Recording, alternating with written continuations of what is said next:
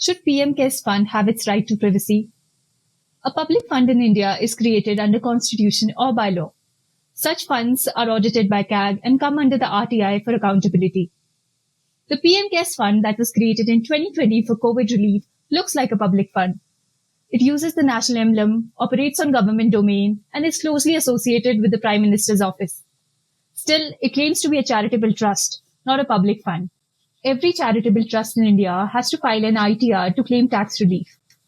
They have to fulfill certain conditions like 85% of their funds should have been utilized for charitable purposes.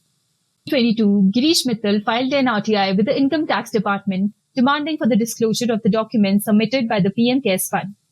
This request was initially declined on the grounds that PM Cares Fund is not a public fund. This issue further went to the CIC, which approved for the disclosure of the documents.